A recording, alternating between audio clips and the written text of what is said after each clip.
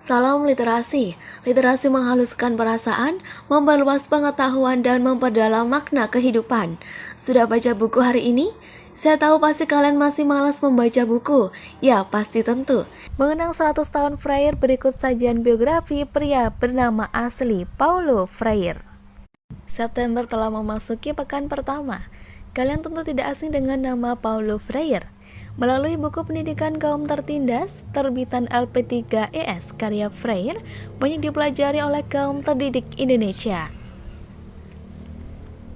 Freire akrab dengan bulan September, sebab pada bulan ini kali perdana ia lahir ke dunia, tepatnya pada tanggal 19 September 1922.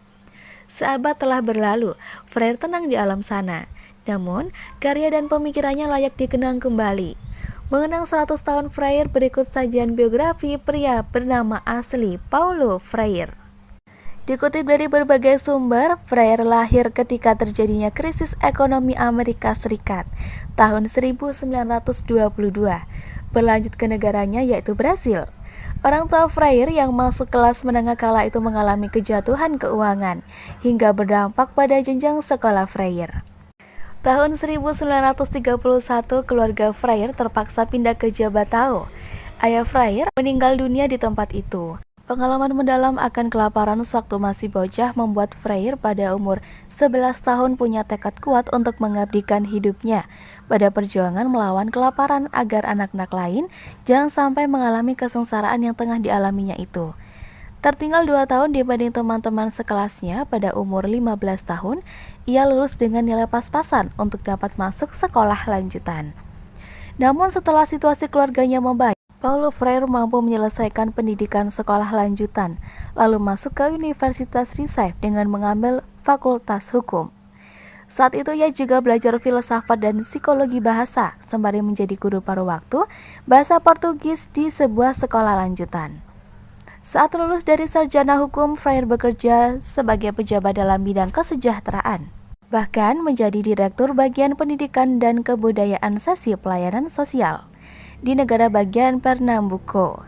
Pengalaman selama tahun 1946 hingga 1954 membawa Freire pada kontak langsung dengan kaum miskin di kota-kota. Pengalaman itu menjadi titik awal dari penelitian Freire tahun 1961. Freire mengembangkan metode dialogis dalam pendidikan. Itu kemudian berlanjut di tahun 1963 hingga Maret 1964. Freire bekerja dengan tim untuk seluruh Brasil. Ia bersama tim kemudian berhasil menarik kaum tuna aksara untuk belajar membaca dan menulis dalam waktu yang cukup singkat, yaitu 40 hari.